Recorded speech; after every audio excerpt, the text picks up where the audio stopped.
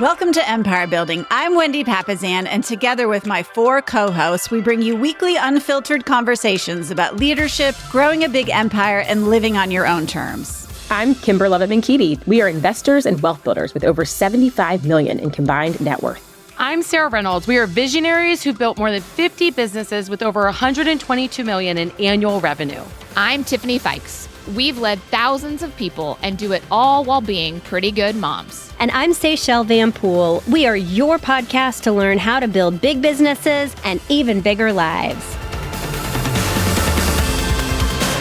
Hey, everybody. We've got Wendy and Tiffany here, and so excited to be here with y'all. We're going to be talking about something that's maybe on some of your minds. It's, beginning of the year, and people are thinking about their goals for 2025, and it might just be that one of the things that's on your goals is to figure out how to exit your business this year. So Tiffany and I are going to unpack all of the strategies that you need to know if you're thinking about exiting your business. So hey, Tiffany. Hello. Yeah, I love this topic because it's not something that we talk about a lot. That's not a breakout session at real estate conferences or anything like that. And so giving space to just the conversation about what do you even need to think about, even if you're not thinking about it for 20 years, I still think it's valid to begin to understand how it can happen and what you need to do to set yourself up for success. Yeah, I love this. And, we've been on the other end of this with our real estate business here in Austin, Texas. And we've actually done a couple mergers in the last 2 years, and they both looked really differently. And I will say that you're absolutely correct. If you're, all of us will exit our business at one time or another. Right. Whether we go kicking and screaming, That's right. Whether we go kicking or screaming, or we opt to do it in a way that's maybe more palatable to us. And so we're just going to start off by asking the question, why do operators exit their business? And if you're listening to this from maybe I would want to buy somebody else's business, this is valid for you to know too. So, why would somebody exit their business? Retiring, they are just done working at 40, at 50, at 80, whatever age that is. Succession is also, if it's a family business and the people below them need the opportunity, that could be an option for why an operator would exit their business. And maybe they just want the payout. Maybe they need the payout. You can make money in selling your business, so maybe they just need the income. Yeah, I love that. And other reasons look like burnout. So one of the mergers that we did last year, the other business partner that we merged with, she was just burnout. She was, pretty much a solo operator for most of her career as a real estate agent. And she got an opportunity to leave the state. And so she just bought a house, and she really wanted to make a merger really quickly. And yet she had a really good sort of tight, small business that actually threw off a lot of income. And she just didn't want to let that go, especially since she'd been, kind of the owner operator of that business for over about 25 years. So definitely burnout is one. I know a lot of you are feeling that. And then your health. So a lot of us as entrepreneurs, we're pedaled to the metal 24/7, 7 days a week, 12 months, 365 days out of the year. And we look up and all that catches up with us. I had a conversation with a coaching client this morning, and she was talking about how last year she started to have seizures. And one of the reasons she was having these seizures, according to her doctor, was the amount of stress that she was under. So, and then the other reason might be divorce. It might be even that you own a business with your spouse, and it's time for you to split ways, and the business needs to be split up as well. So there's probably other reasons, but I think those are probably like the top 6. Yeah, I would agree. So as we move forward, we're going to talk about the 5 main ways that we see how you can exit a real estate business. And this is how you could exit any business, but also specifically real estate, because we are running a lot of owner-operator businesses, which we'll talk about later, but understanding, okay, what are the options? Because no one's knocking on realtors' doors, or at least not very often, saying, hi, I'd like to buy your business. That's not happening.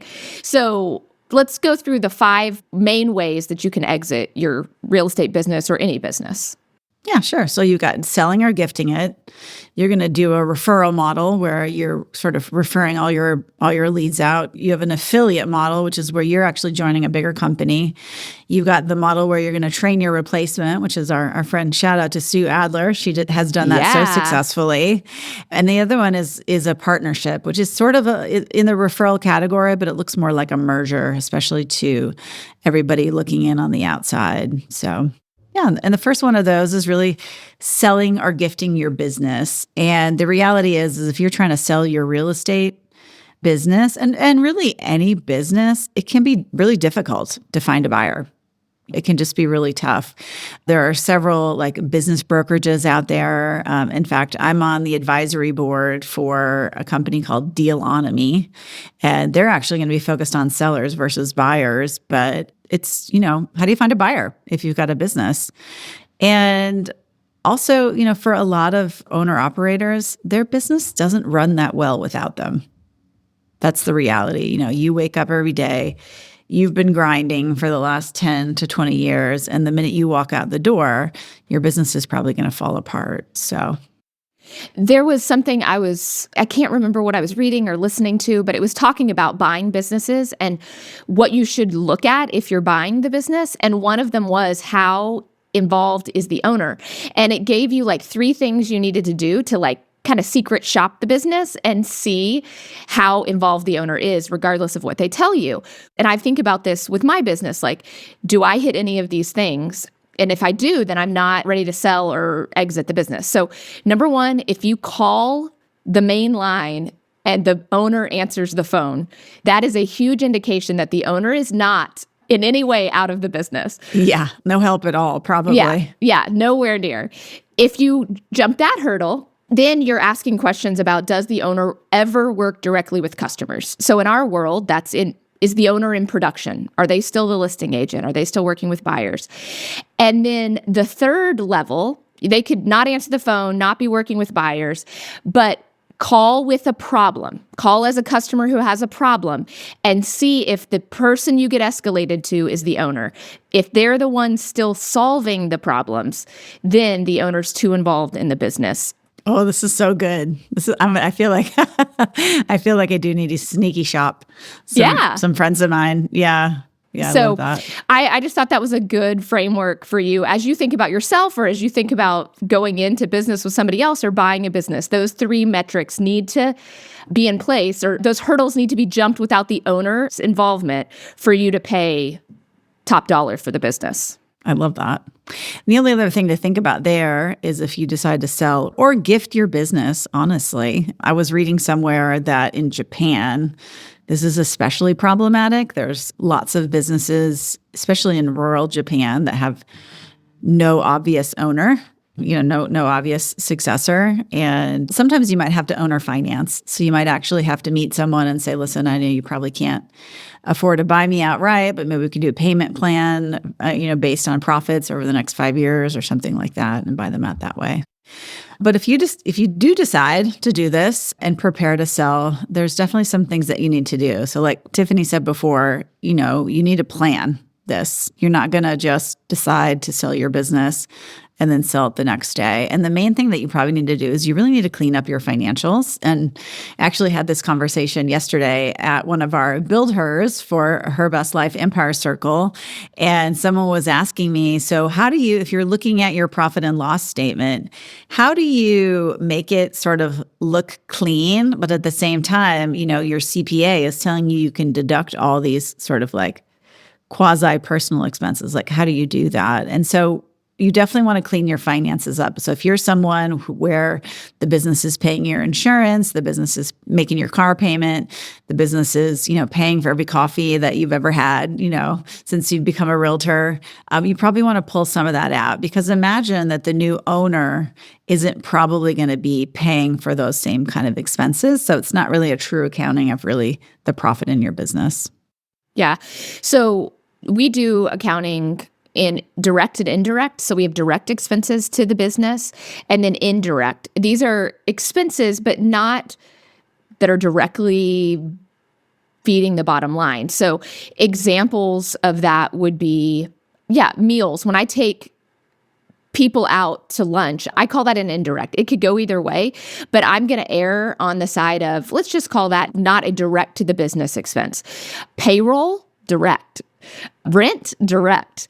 Well, I think another way that people talk about it is above the line and below the line. I think that's like more common. I love that idea of direct and indirect, but I've always heard it called above the line and below the line.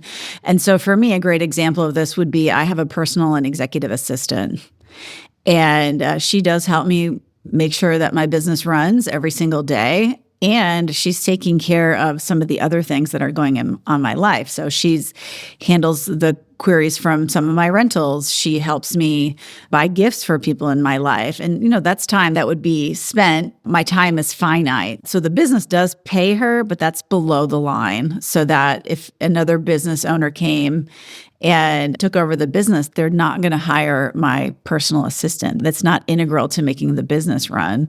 And it still is a business expense. So that you've got your profit with all your above the line expenses, and then you have your true profit is including all the below the line. Yeah. So you're really looking at two numbers. And I just looked at it yesterday. Like I said, we did a deep dive on tracking for our Empire Circle, and it's about $100,000 difference, in terms of the profit. So it can be really significant. And if you're trying to sell your business, you want that profit to be as high as possible. So let's talk about tracking key numbers. Like your ability to talk about your business metrics appropriately is directly related to how well you track your numbers. It's not just what's the money in the bank account. What's the number of people in your database? What's your percentage of conversion out of that source? What are your other lead sources? You understanding the key numbers of your business, it's crucial to you as a business owner, but when you're trying to show a value of the business to someone else, that's crucial for them to be confident to pay top dollar or to understand how to pick up where you left off if you're just gifting it to them. Yeah. The other thing you want to do is just tidy up your database. So most people's, a big part of their business is business by referral. So make sure your database is all, somewhat cleaned up and not 5,000 years old. Or in your cell phone instead of in an actual database system. Yeah. Then you want to make sure that everything you do is documented, like how you do everything that you do. And when I say you, I mean your team, because you've already moved out of production at the point that you're selling your business. But, how do you get the results that you get? In the business world, they're called SOPs, which are standard operating procedures. I mean, it's from everything from how do you answer the phone to how do you handle a problem to how do you list a home. All of that documented some way. One of the things that my coach had us do, probably 8 years ago, is we created a video training library, and we have all of our systems documented that way with a screen capture of literally every step of the process. And it took us years to build it out. We built the framework of what are all the things. And then over time, everybody who does those things has recorded themselves doing it.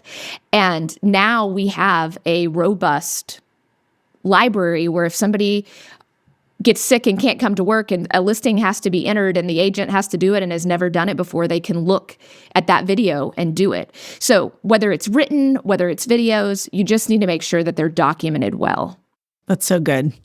And then you just want to be able to move out of production. So if you're that person that's answering the phone and working with all the clients, then you honestly do not have a business. You just don't. Yeah. You really don't. And I know that's hard for some people who've poured their heart and soul into what they're doing over the last, 5, 10, 15, 20 years. But I mean, if you're working with the majority of the clients, or even if you're working with half the clients, you don't have a business.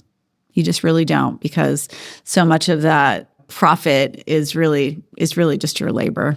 And if that's where you find yourself, option 2 of the exit is probably the right one for you, which is you're going to just move into a referral business where when business comes to you, you're going to refer it to another agent that you know, like, and trust, and that your clients will know, like, and trust. And that's what makes sense if that's the kind of income or business that you have where you do most of the work. And that really only works if you're in a service business. I know we're talking about real estate, but I mean, this could work if you have a plumbing business. This could work if you have an events business. You just work up some kind of arrangement with a company that's going to be comparable to what you're doing. And then they just pay you, a fee for that, a flat fee. But if you've got like a widget business or something like that, where you're actually making a profit, this obviously isn't going to work, right? Unless you've got someone who's so comparable to you. Yeah. So things to consider if that's your exit is you need to keep an active real estate license if you're a realtor, because that's the only way that this handoff can work. And this is honestly, it's like Tiffany said, this is just the easiest and most common option. So if it's something that you're considering, think about who does a great business that you'd like to join, that you'd like to be a part of, And then you're probably going to do some kind of tiered referrals. So I've seen it done several different ways, but usually you have, a 1 to 3, maybe even 1 to 5 year kind of runway. And obviously that year 1, you're going to be paid the most if you're the one that's exiting. Year 2 is going to be less, and year 3 is going to be even less, because at that point, probably that other team is doing the majority of the work there. Okay, so option 1 we've talked about is selling or gifting. Option 2 is to just set up a referral business. So option 3 is you can join a larger company or affiliate with someone else. If you're tired of leading alone, I mean, this is a lonely business, and doing it all by yourself is exhausting. I mean, that's what leads to burnout.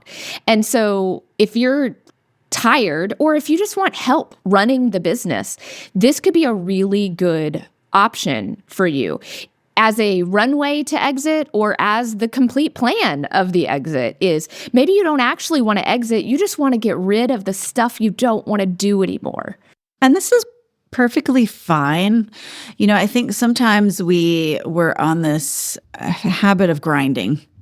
This overwork is a habituated response. Somewhere along the line, we were told that working is glorious and that's all we've got in life. And this can be a way to sort of like ease you maybe into retirement, or ease you into your next thing, or whatever that looks like. And then you get to wake up and, let's say you're a buyer agent on the team, how nice just to be able to focus on one thing every single day. So, and, you might just have more accountability. So you might have somebody who's gets to, lead you, you get to learn from them. And then that way also you get a little bit more work-life balance. Like I know on our team, that's one of the things that we sell is like, wow, you actually get to take a vacation as a real estate agent.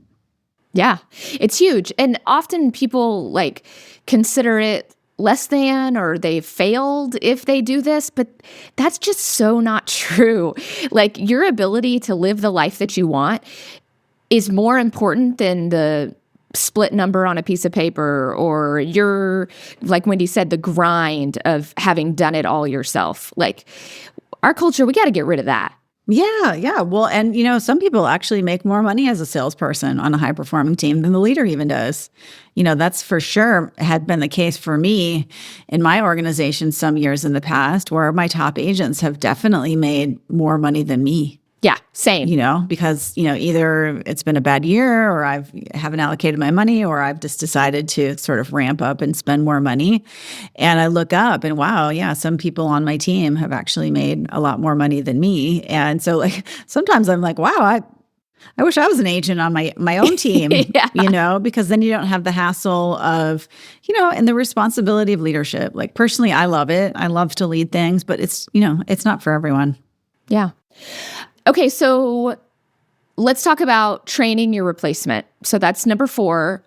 If you have exited production and you have a good long runway of setting up someone else to succeed in running your business, this is an option for you. So you can replace yourself at every level of your business. That's what you're doing. When you get out of production, you're training your replacement. When you're into leadership, then you want to get out of that, then you're training the replacement to do the leadership.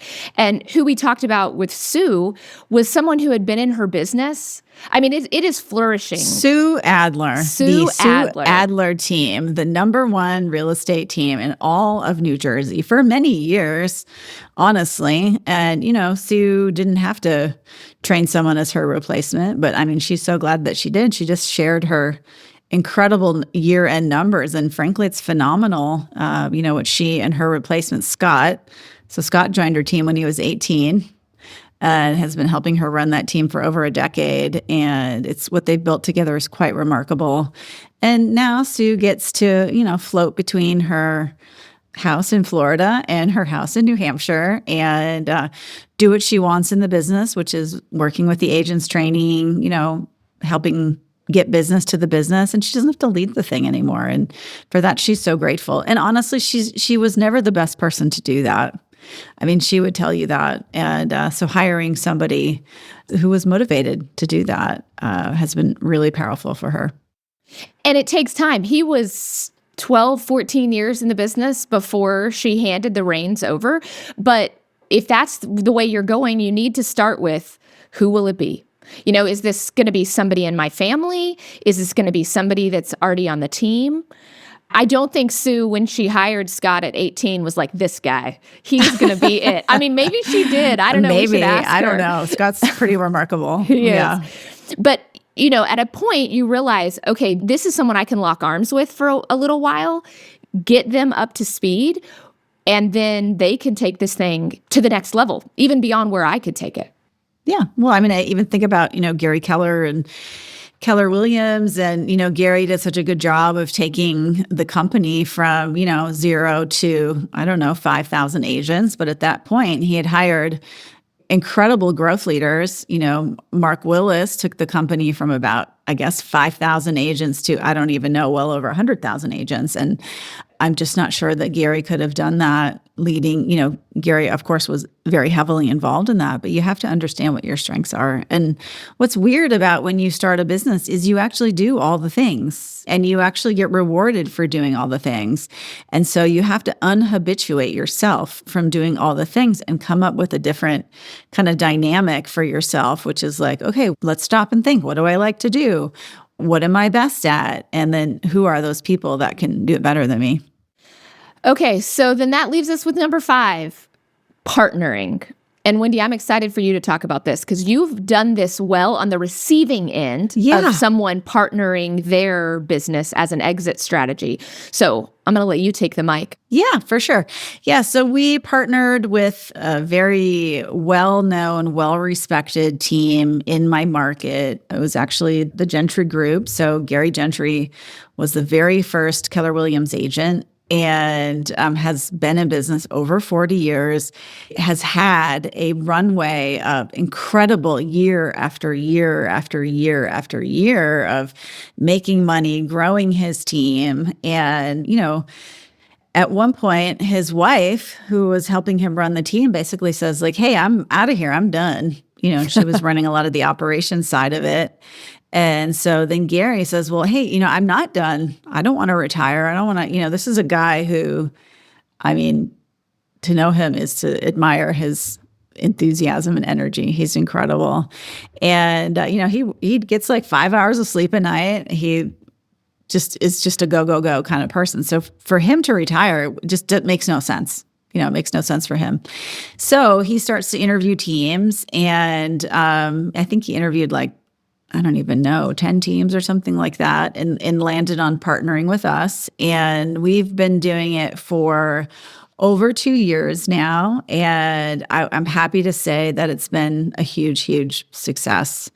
So even though Gary is out of production, he's still a rainmaker on our team. So he's still in touch with his database. He comes to events. He's very much involved with some of the transactions in that, he sort of pokes his nose in with the agents and figures out what's going on. And honestly, it's been awesome because he knows that's the most lucrative way for him to move forward. And, we're grateful for it because we're all learning a lot. That experience, yeah. And then he's learning from us too. So it's just been a true partnership. And it's essentially a referral model, but for a much longer timeline with someone who's much, much more involved. He's got clear roles and responsibilities. And we're going to actually talk about some of the things that we did in order to kind of make that happen. But it's been really great for us. Is it perfect? No. But I have nothing but wonderful things to say about that partnership. Yeah.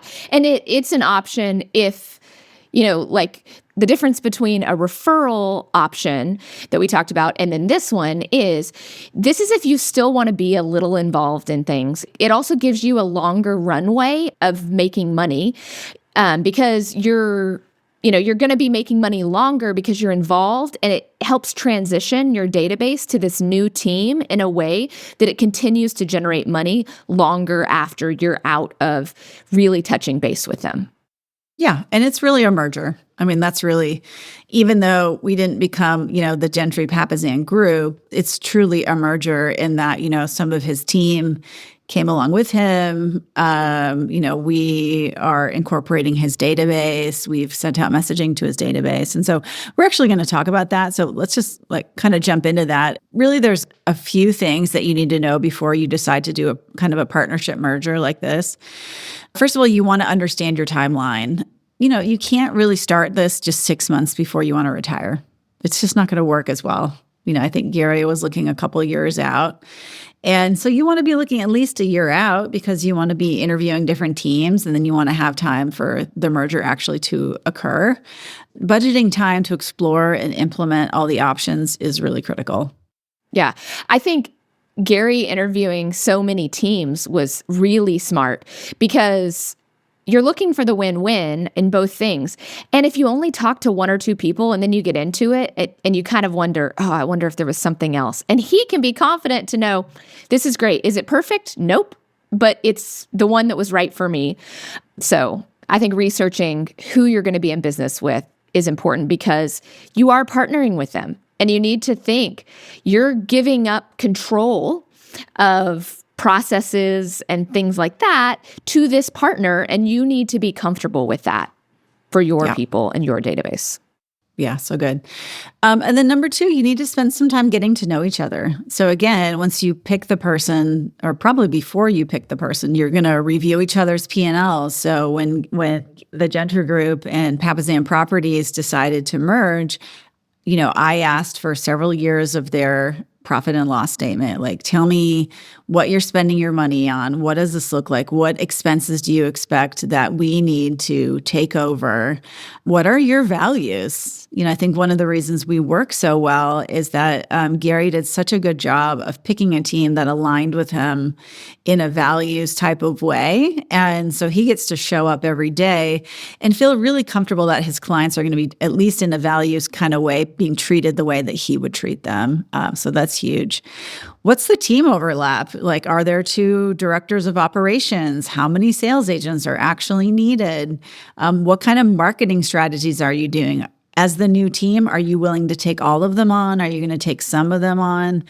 What is the leadership style? One of the things that I did is I actually interviewed personally every single person on his team just to see if they were a cultural fit. Because again, you don't want to merge and have one bad apple that's going to spoil the whole bunch. Yeah. And then you got to think about the other stuff. So what are their kind of assets that they've got? Do they have an Instagram account? Do they have a Facebook page? What are their vendor relationships? Honestly, some of the best things that we got from the partnership were some of the vendor relationships. Our stager's amazing. One of our lenders, we completely moved to one of their lenders. Shout out to Marcia. Are there other things. Is there a truck? Is there a trailer? Are there props from different events? Yeah. Right? So the Gentry Group does a big pumpkin patch. They've been doing it it's 20 years now. They've been doing this event for 20 years.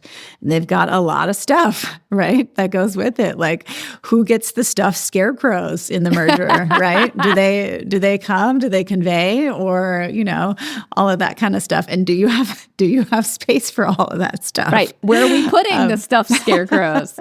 Yes. You can tell I'm not kidding about that one. Stuffed scarecrows was in the contract. So that's just super important in terms of getting to know each other. Yeah. I also think looking at their database is very telling of who they are or what the business really is. So, number one, you also need to find out if there's overlap in the database and how that's going to get handled, which if you're in similar markets could be a thing that you need to consider, all the way down to what's the health of the database? Like, are there notes? Do we know anything about when they've been talked to? How have they kept up the database? So if you're thinking, hey, I want to be a part of this merger, I want a team to take me on, make sure you've got a database with notes and clear understanding of what's happening in the database for sure. Yeah, I love that. The third thing you want to do is you want to make sure you sign an operating agreement. So any partnership that you guys do, a handshake is not good. It's not good enough.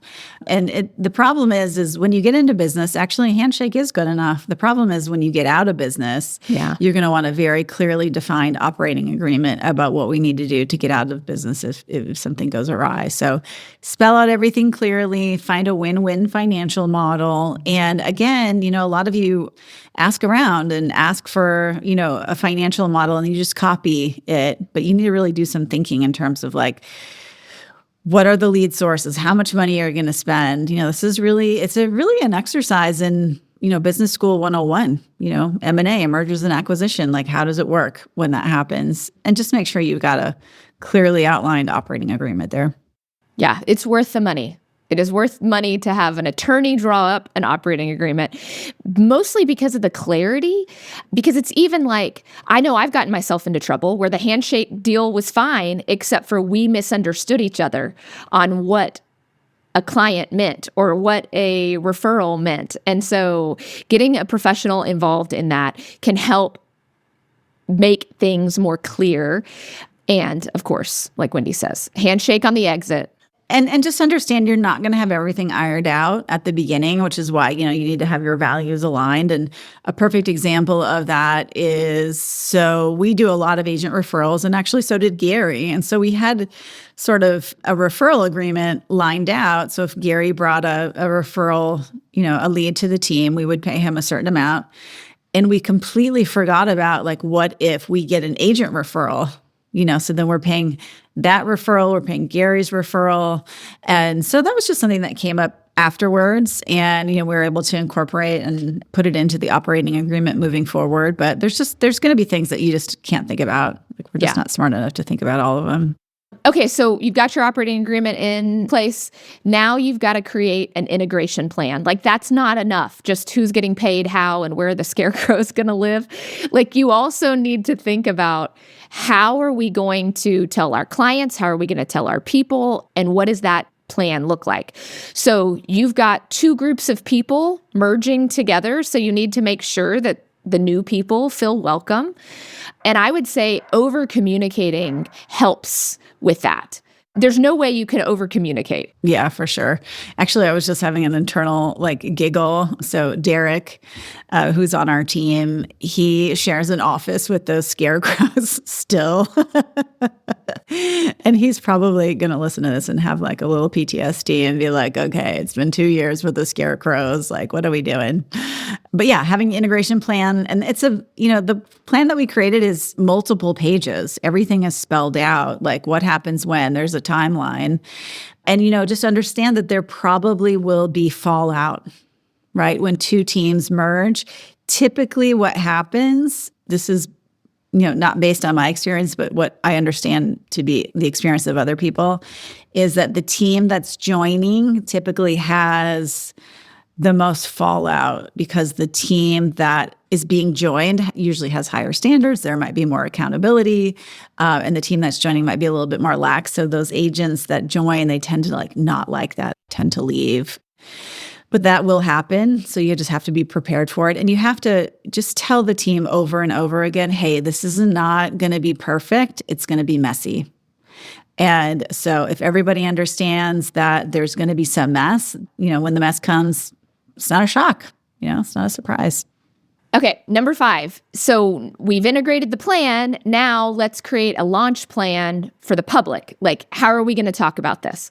So you want to announce the partnership after starting, and you definitely need to make sure your team members have their language around how they're talking about it, because they're the ones talking to the clients every day. They're the ones taking the phone calls. They need to understand how to talk about it just as much as you do. Yeah, and just to give you a little example of that. So, Gary, from the outside, a lot of people thought, well, he's a little bit older, and they thought, oh, he's retiring. His wife literally did retire, and people are like, oh, the Gentrys, they're retiring. And Gary was very clear in that he was not retiring, did not want to retire. This was a merger. This is a partnership. So at first, before we created these talking points for our agents, I would hear agents talking about it, and they would just sort of, offhandedly say, oh, yeah, the Gentrys are retiring and we're taking over their business. And that's not really what we wanted to project. And actually, that's not good for us either. Like a partnership for a potential client from the Gentrys is just a lot better. And then we were able to just list out the reasons for the merger. So the technology's better, there's better systems, there's better support. And so just equipping your team members with those talking points was kind of the key to helping make that successful launch. And then we did multiple channels to kind of let their database and our database know. What's more important is letting the partner that's joining you communicating with their database. Okay. So Gary called his top 50 clients and just let them know personally, hey, here's what's happening. We sent emails from Gary's office email, so people were very comfortable and familiar with that email. We did several videos together, sort of explaining the merger and the partnership.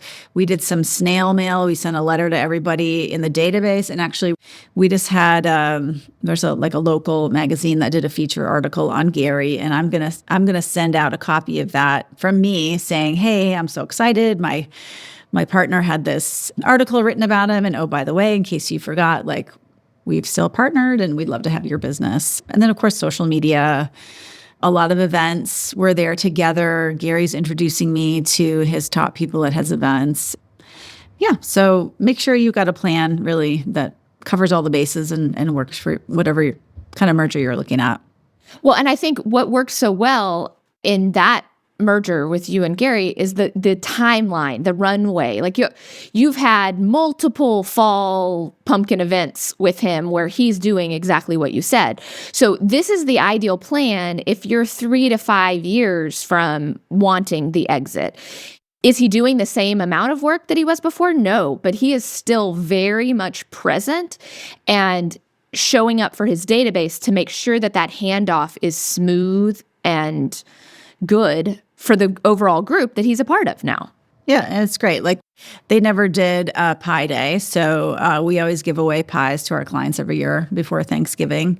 And last year on Pie Day, Gary was at my house, and I was getting to meet some of his clients. And one of the clients was standing at the door talking to Gary, and I was kind of standing there, in the conversation, and his client had this giant pie in his hand. And the client was saying well, why did you merge? Gary, tell me more about that. And Gary just goes, well, you got a pie, didn't you? the guy was like, yep, that makes sense. And he just walked out the door with his pie, and it was really good. So if anybody is considering anything like that, I would highly recommend that you do it. And, one of the things that we're going to be doing actually next week is we're doing a session for the entire city of Austin, our Austin Board of Realtors, is letting Gary and I talk about it because so many agents are really feeling this kind of like burnout, health concerns. And instead of like fully just dropping out and leaving your business, just know that there are some really good options for everybody out there. And I think, we've done a really good job of covering them today. It's, sell or gift your business is one way to exit. Do a referral type where you essentially keep your license, but you refer the business out. You join a bigger company, which is like an affiliate kind of model. Number 4 would be to do what Soon Scott did, which is to train your replacement.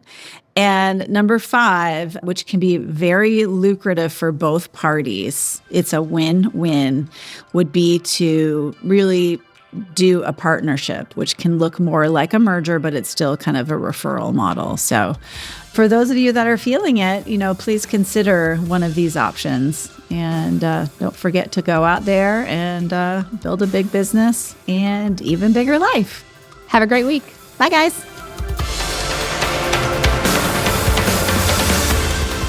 This podcast is for general informational purposes only. The views, thoughts, and opinions of the guest represent those of the guest and not KWRI and its affiliates, and should not be construed as financial, economic, legal, tax, or other advice. This podcast is provided without any warranty or guarantee of its accuracy, completeness, timeliness, or results from using the information.